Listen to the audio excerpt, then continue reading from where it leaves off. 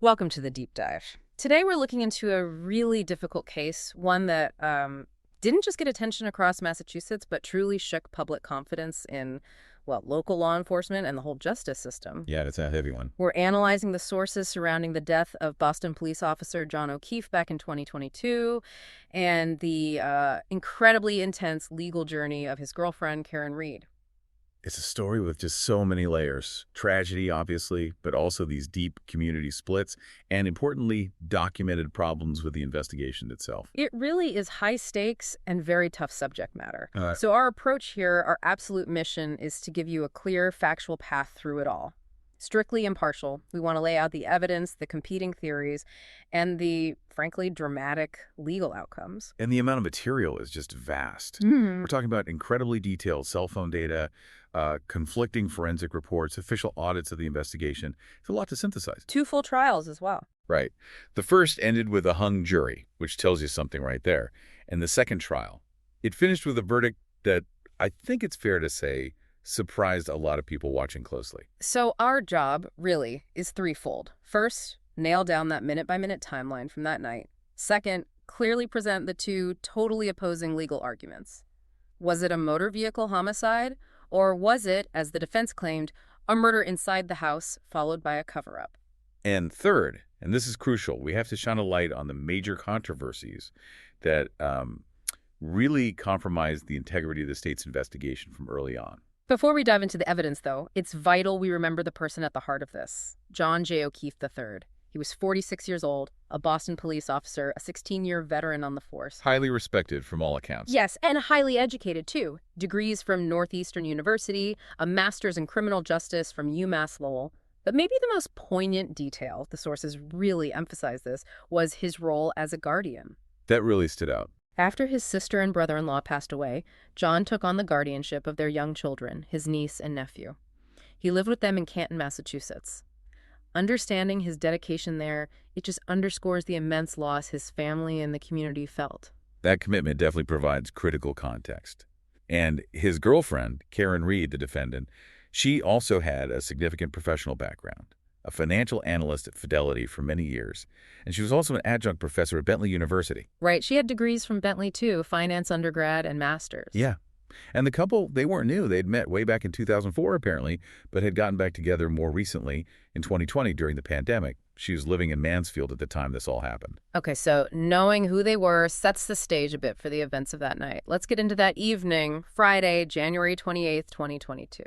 The chronology here is just everything. Tiny differences in time, seconds, minutes, they became huge points of contention in court. Absolutely brutal cross-examinations over mere moments. So, John O'Keefe and Karen Reed, they start their evening around 9 p.m. at C.F. McCarthy's, a bar in Canton. But they didn't stay long. Mm. Pretty quickly, just before 11 p.m., they moved across the street to the Waterfall Bar and Grill. And that move was significant Why is that? because that's where they met up with a small group of acquaintances. Mm-hmm. And this group included another Boston police officer, Brian Albert, and his wife, Nicole. Also Nicole's sister, Jennifer McCabe, and her husband, Matthew. And also an ATF agent, Brian Higgins. So a gathering involving people connected through law enforcement, local, and federal. Exactly. A social get-together. Okay, so the Waterfall Bar closes around midnight.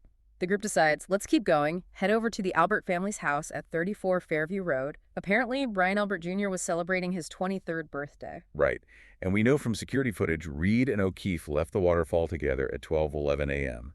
Reed was driving her SUV, a large Lexus LX 570. Okay, 12:11 a.m., they leave the bar. Now we get to the moments that were argued over endlessly. The arrival at the house, the drop-off. Yes. Red apparently didn't know the way well, so Jennifer McCabe called O'Keefe's phone at 12:14 a.m. to give directions, using her phone's location to help guide them. McCabe and her husband actually got there just a bit before them, around 12:18 a.m. And then Red and O'Keefe pull up outside 34 Fairview Road at 12:24 a.m. This is where the digital trail gets incredibly precise. Super specific. O'Keefe's phone. It logs the closing of his navigation app at exactly 12:24.26 a.m. Then his phone's location data shows him stationary right in front of the house at 12:24.38 a.m. Stationary. And then, for the next 7 minutes or so, between roughly 12:25 a.m. and just before 12:32 a.m., his phone records absolutely zero movement activity. Nothing. That's the first critical pause, isn't it? 7 minutes of no recorded steps or motion. And during that time, O'Keefe is getting messages. At 12:27.33 a.m., Jennifer McCabe sends an iMessage, just here. His phone shows it was marked as read about 15 seconds later. And there was also a phone call, a short one, 7 seconds, answered from McCabe at 12:29:44 a.m. The defense really jumped on that call. They argued it proved O'Keefe was alive, conscious, able to answer his phone just minutes before the key events. Then, right before the final recorded movement, another iMessage from McCabe at 12:31.47 a.m. telling him to pull behind me. Okay, so according to Karen Reed's later account, O'Keefe told her he was just going to pop inside quickly, check if they were actually welcome for this after party. Right after that last text from McCabe. Yeah. And that's when the phone data shows the critical movement. 36 steps recorded, starting at 12:31.56 a.m. 36 steps. During that very short burst of activity, the pull behind me text gets marked read at 12:32.06 a.m. O'Keefe's phone locks for the last time at 12:32.09 a.m., and the movement itself, those 36 steps, ends at 12:32.7 a.m. And that time, 12:32.16 a.m. That's it. That's the last recorded movement activity on John O'Keefe's phone. It wouldn't register any movement again until after 6:0 that morning, almost 6 hours later. A huge gap. Huge. Now, Reed claims she waited a bit, got frustrated when he didn't come back to the car, and then she drove off, heading towards his house on Meadows Avenue. And it's right around this time, as she's leaving Fairview Road, that her Lexus SUV logs something called a text stream trigger event. Okay, let's pause there. Text stream trigger event. That sounds technical, and I know it became a huge point of argument. What exactly is that? Yeah, it definitely did. Yeah. So text stream is basically the diagnostic tool that Lexus and Toyota use. A trigger event is a timestamp showing the car's onboard system recorded some kind of abrupt or severe action. Like what? Could be really hard acceleration or sharp steering or heavy braking, something that might, say, cause the vehicle's stability control system to engage. But critically, Yes. these events don't automatically mean there's a collision. That was the core dispute. The prosecution argued it marked the impact with O'Keefe. But the defense pushed back hard. Absolutely. They argued it could have been caused by slamming on the brakes or hitting a big pothole or even just making a really aggressive turn leaving the scene, not necessarily hitting a person. And the timing was also disputed how precisely that trigger timestamp lined up with that 12:32 a.m. window. Okay, so a potentially crucial piece of data, but open to interpretation. After Reed leaves the area, the timeline shifts focus immediately to her state of mind. This became really the emotional core of the prosecution's case. It really did. Between 12:33.35 a.m. and 12:36.40 a.m., just moments after leaving Fairview Road, O'Keefe's phone logs 7 incoming calls from Reed, all unanswered. 7 calls in about 3 minutes. Right. She gets to O'Keefe's house, her phone connects to his Wi-Fi there at 12:36 a.m., and then she starts leaving this string of voicemails and iMessages. And the content, it was angry, very critical. Extremely. The first voicemail, timed at 12:37 a.m., just minutes after she would have left the Albert Street, she says, "John, I fucking hate you." And it escalates from there. At 12:59 a.m., she leaves another message. "John, I'm here with the fucking kids. Nobody knows where the fuck you are, you fucking pervert." The language is harsh and accusing. Very. By 1:10 a.m., it's even more explicit, repeated accusations. It's 1 in the morning. "I'm with your fucking niece and your nephew." And the final documented message, this was sent just before she apparently fell asleep next to O'Keefe's niece, around 1:17 a.m. Yeah, and that one she says, "John, I'm going home. I cannot believe part is inaudible. I need to go home. You're fucking using me right now. You're fucking another girl. O'Keefe's niece is sleeping next to me. You're a fucking loser. Fuck yourself." So this entire sequence, 7 unanswered calls, voicemails just dripping with anger, aggression, accusations of cheating. This became the prosecution's motive, didn't it? Yeah. They argued this showed a drunken rage that led to her hitting him. Exactly. That was the foundation. This wasn't an accident. It was fueled by rage and alcohol, leading to reckless or intentional harm. But while Reed is leaving these furious messages, O'Keefe's phone is essentially dead to the world. Pretty much. It's receiving messages it can't answer. 3 more unread iMessages come in from Jennifer McCabe shortly after Reed's calls start. "Hello at 12:40 a.m. Where are you?" At 12:42 a.m. And another, "Hello at 12:45 a.m. And crucially, as you said, the phone shows 0 movement between 12:32.16 a.m. and just after 6:0 a.m. Right. So that fact, the phone being completely stationary for almost 6 hours, it directly contradicts any defense idea that maybe he was inside the house for a while and then moved later, unless... Unless he was moved right after that 12:32 a.m. activity stopped and the phone stayed with the body outside the whole time. Precisely. And supporting that idea, the phone being stationary and outside, is the battery temperature data. Ah, yes, this technical evidence became really important for the prosecution, too. Immensely important. They argued it showed O'Keefe, or at least his phone, was exposed to the cold right after that supposed drop-off. The data showed the phone's battery temperature was 72 degrees Fahrenheit at 12:37 a.m. Still warm, basically. Oh. But then it drops steadily, consistently over the next hours. It's down to 66 degrees by 12:45 a.m., 61 degrees by 12:53 a.m., hits 50 degrees by 1:36 a.m., and eventually bottoms out at 37 degrees by 6:35 a.m. Close to freezing. So a slow, steady cooling curve. Exactly. That's compelling technical evidence suggesting the device, which remember was found near O'Keefe's body, was sitting out in the freezing cold for hours, starting almost immediately after that last recorded movement at 12:32 a.m. Which directly challenges the defense idea that he was maybe inside the Alberts house warm for any length of time before he died. It makes that scenario very difficult to believe, based on the phone data. And all of this leads us to the absolute core contradiction of the whole case. Karen Reed insists she saw John O'Keefe go into the house after she dropped him off. That was her consistent claim. Watched him walk in. Every single person who was inside 34 Fairview Road that night, all 8 of them. Brian Albert Sr., Nicole Albert, Brian Albert Jr., Caitlin Albert, Jennifer McCabe, Matt McCabe, Sarah Levinson, Julie Nagel, they all testified under oath. What did they say? They all said they did not see John O'Keefe enter the house at any point after midnight. So her claim versus the testimony of 8 witnesses inside. That's a massive conflict. A fundamental clash. And that's really the setup for the 2 completely different legal theories that played out in both trials. Okay, so the timeline shifts, again, dramatically. Around 6:00 a.m. that morning, that's when the body's discovered. Red apparently woke up much earlier, around 4:38 a.m., and immediately started trying to call O'Keefe again. Still couldn't reach him. No. And her distress seems clear from the calls she then made. First to Jennifer McCabe at 4:53 a.m., asking for help finding him.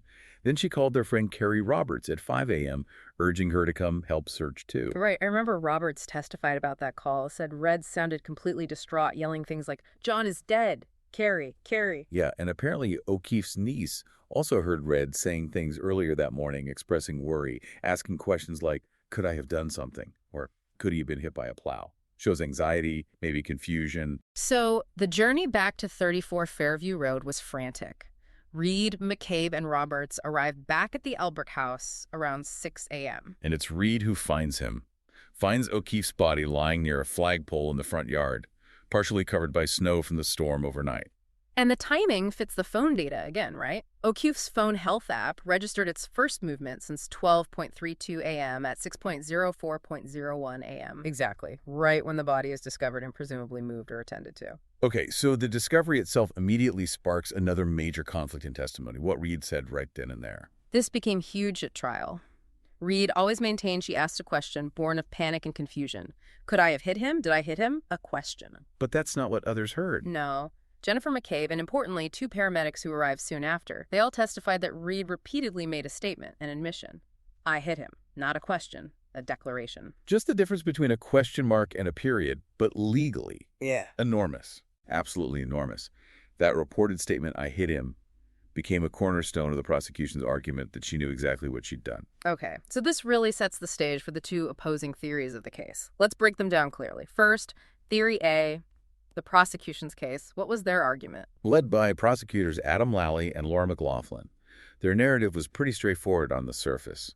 Karen Reed, intoxicated at the evidence of her drinking that night and consumed by the rage we heard in those voicemails, Right. either intentionally or recklessly backed her large SUV into John O'Keefe right after dropping him off around 12:32 a.m. manslaughter or second-degree murder. And what evidence did they use to support this?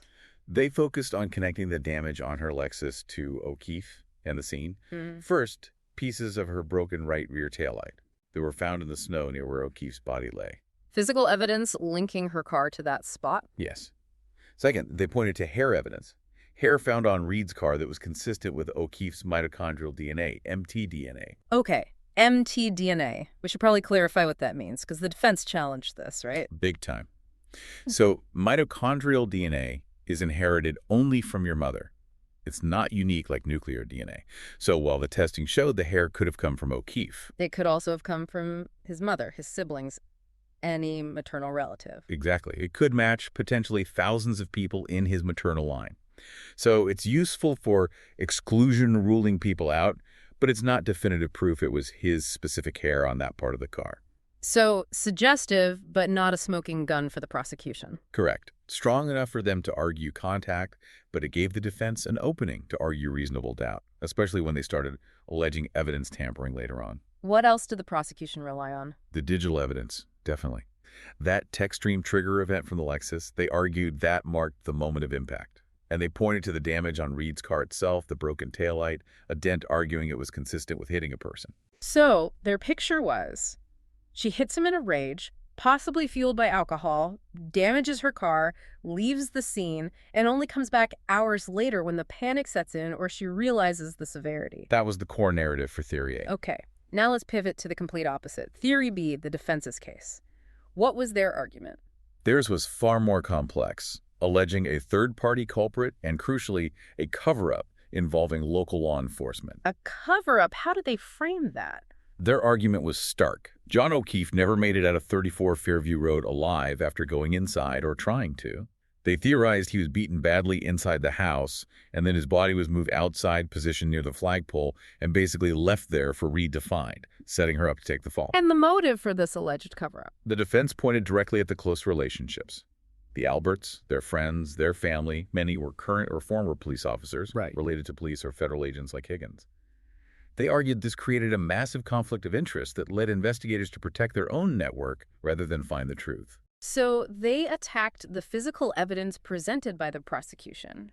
Systematically, they brought in their own experts, including, significantly, 2 accident reconstruction experts who had initially been hired by the FBI during their own parallel investigation into the case. The FBI had experts look at this. And what did they conclude? According to the defense, these experts concluded that O'Keefe's injuries were fundamentally inconsistent with the kind of damage seen on Reed's SUV.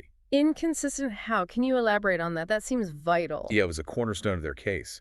The experts pointed out that the damage to the Lexus, a broken taillight, some dents, suggested a relatively low-speed, low-impact event. But O'Keefe's injuries, they were severe. What kind of injuries? We're talking significant blunt force trauma to his head, extensive bruising all over, a fracture near his eye socket, and what called a massive subgaleal hemorrhage, basically, major bleeding under the scalp. So the experts felt that level of injury didn't match a simple reversing bump from an SUV. Exactly. They argued that the severity suggested a much higher force impact, maybe multiple impacts, possibly involving hitting a hard surface, not just a glancing blow from the back of a car going slowly in reverse in the snow. Did they propose alternative causes? They did. They suggested the injuries might be more consistent with being struck by fists, or maybe a heavy object. And they also raised questions about some lacerations on O'Keefe's arms. Yes. Suggesting they could potentially be consistent with an animal attack, specifically pointing to the Albert family's dog, a German Shepherd mix, which they argued might have been involved in some kind of altercation inside the house. Wow. So directly challenging the cause of death and suggesting it happened indoors. What about the digital evidence? How did the defense counter that? They went hard after Jennifer McCabe's Google search history.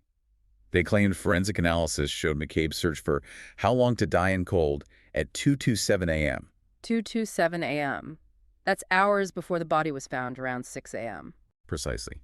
The defense argued this timing proved McCabe knew O'Keefe was outside, exposed, and potentially dying, long before Reed supposedly raised the alarm. It suggested prior knowledge inside the house. But the prosecution disputed that timing, didn't they? They did. Prosecutors argued the 2:27 a.m. timestamp wasn't when the search was performed, but merely when that specific browser tab was last opened or accessed on McCabe's phone. So ambiguity around the technical data again. Exactly. But the defense hammered the point.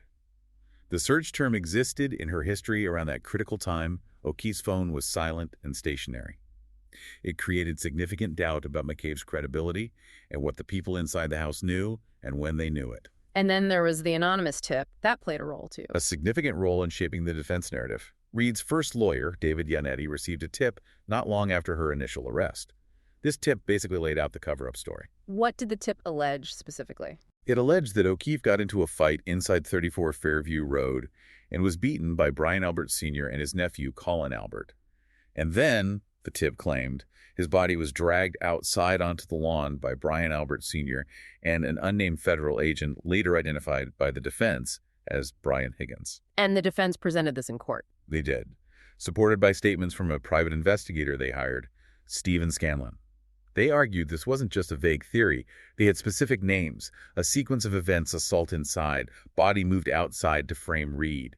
It shifted the focus dramatically from a simple hit and run to potential murder and conspiracy. So if the evidence itself was already creating these two totally different stories, the conduct of the lead investigator seems to have poured gasoline on the fire. We need to talk about former Massachusetts State Police Trooper Michael Proctor. Yeah, the issues with Proctor, they weren't just procedural missteps. They became central to the defense argument that the whole investigation was fundamentally flawed, biased from the start. He was the lead investigator assigned by the Norfolk DA's office. That's right, from the State Police Detective Unit assigned to Norfolk County. And his conduct eventually got him fired, formally, in March 2025. The reasons cited were serious: sending derogatory, defamatory, inappropriate texts about Karen Reed to his friends. While leading the investigation into her. Exactly. And also sharing sensitive investigative details with people outside law enforcement. Just major breaches of conduct and impartiality. The details that came out were pretty shocking. Sources confirm that just 16 hours into the investigation, before the autopsy results were even known, Proctor was texting about the case with his high school buddies in a group chat. It's unbelievable. Initially, he actually texted them that he thought they won't be able to prove Reed hit O'Keefe with her car, which suggests even he had early doubts about the prosecution's main theory. But then immediately followed that with just vitriol towards Reed. Yeah, extreme personal bias. The text presented at trial, they're quoted directly in the sources. He called Red a whack job cunt. He texted, "She's fucked." And maybe most appallingly, he texted that he hoped she would kill herself. The lead investigator expressing hope the suspect kills herself, while actively investigating her for murder. It's hard to overstate how damaging that is to the credibility of the investigation. Violent, misogynistic bias, clear as day right at the top. And beyond the texts, there was the issue of his relationships with witnesses. Yes. Proctor admitted on the stand during the trial that he hadn't initially disclosed his personal relationships with some key witnesses, including members of the Albert family. He knew them personally. He didn't report that conflict of interest. Not until the defense essentially forced the issue. This admission just played right into the defense's narrative. See? Conflicts of interest, covering for friends, the network protecting itself instead of seeking justice for O'Keefe. And the defense used other details to paint the investigation as unprofessional too, right? Things like how evidence was collected. Oh, definitely. They made a big deal, quite effectively, about the methods used at the crime scene, pointing out investigators used things like red Solo cups to mark potential evidence spots and apparently used stop-and-shop grocery bags to collect items.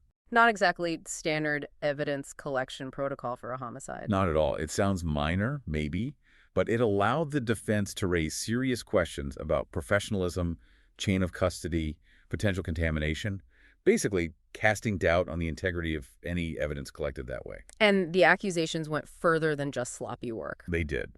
The defense flat out accused the investigators of planting evidence, specifically related to Reed's broken taillight. How did they argue that?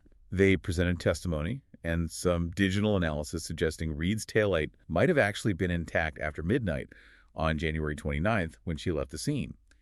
So finding pieces of it near O'Keefe's body later that morning, the defense implied, meant those pieces must have been put there by investigators. Investigators who, they argued, were compromised by these conflicts of interest and needed evidence to fit the narrative that Red hit him. Exactly. Manufacturing evidence to frame her.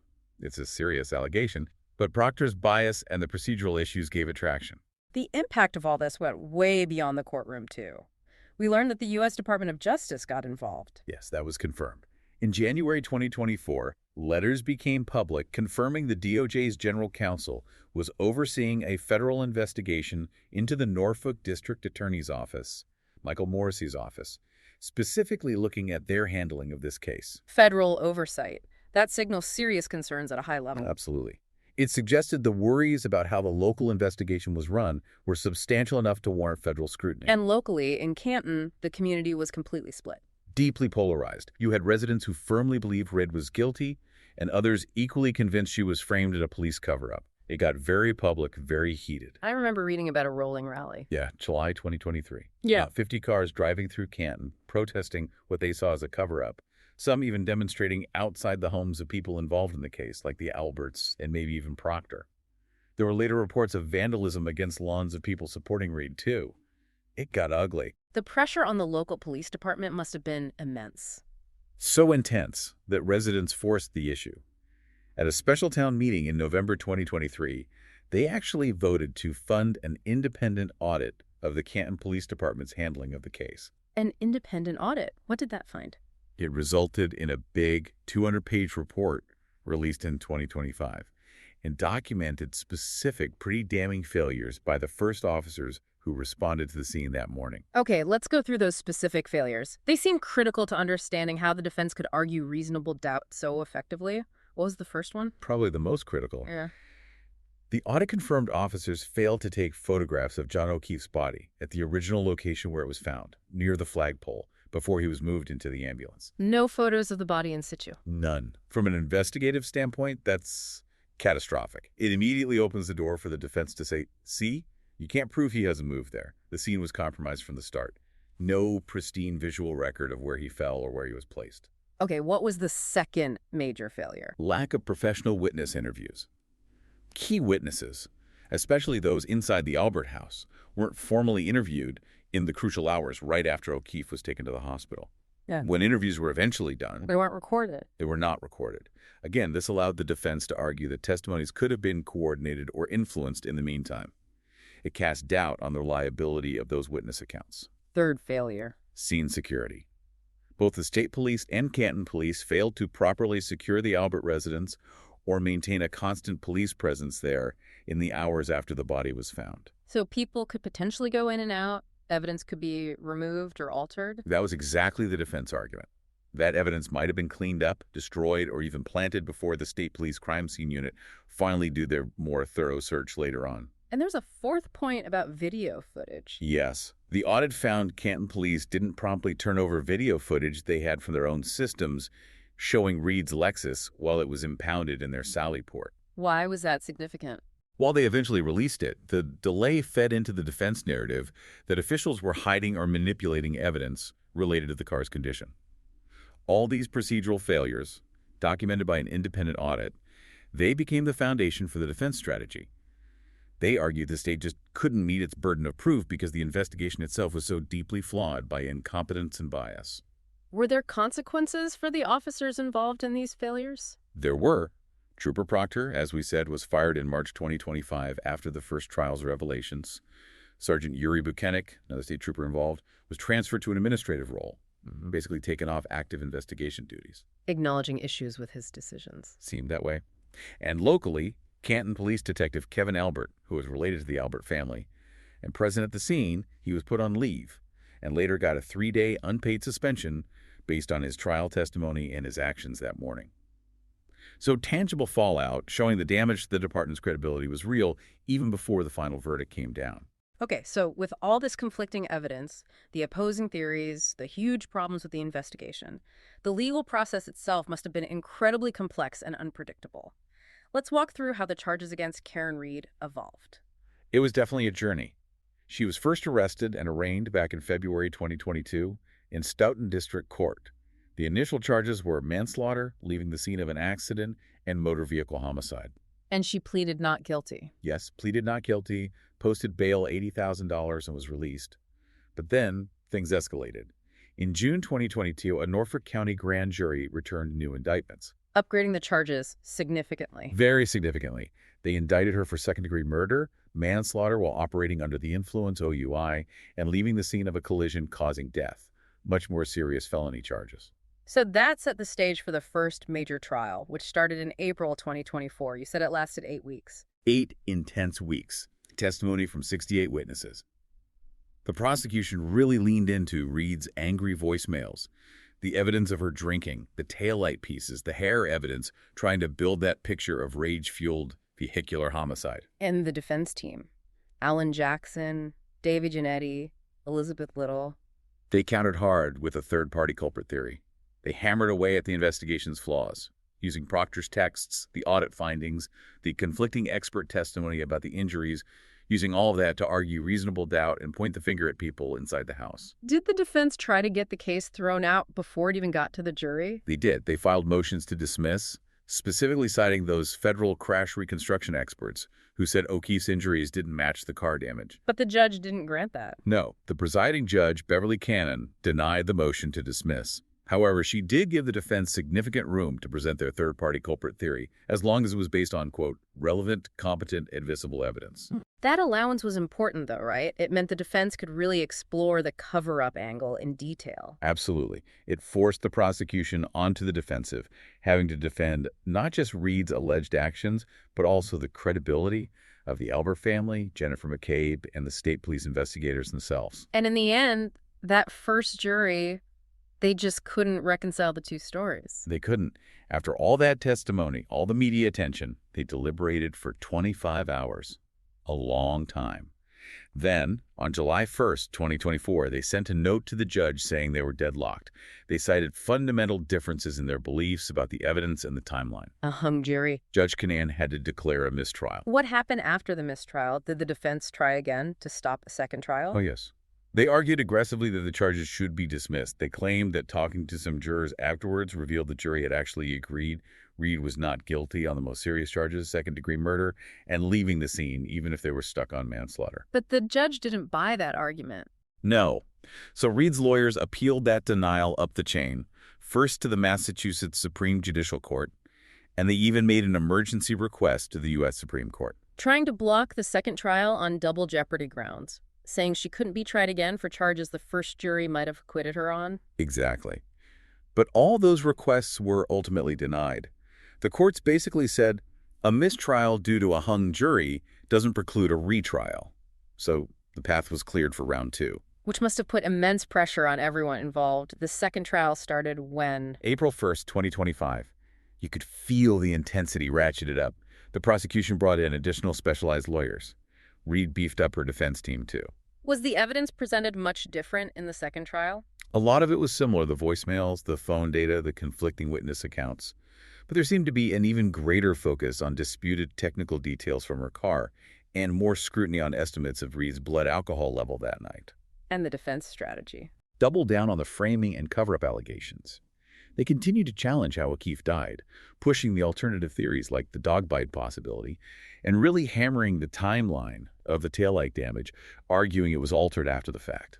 So, similar arguments, maybe refined, presented again. The defense rested its case on June 11th, 2025. Jury deliberations started a couple of days later. Under a huge media spotlight by this point. Global attention, really. And the verdict this time, it came relatively quickly. It did. On June 18, 2025, the jury returned, and they found Karen Redd not guilty on all 3 major felony charges. Not guilty of second-degree murder, not guilty of manslaughter while OUI, not guilty of leaving the scene causing death. A stunning outcome for many. And it immediately put all those investigative failures, Proctor's conduct, the audit findings, front and center, as the likely reason the state couldn't convince this second jury beyond a reasonable doubt. But it wasn't a complete acquittal, was it? There was one conviction. That's essential to note.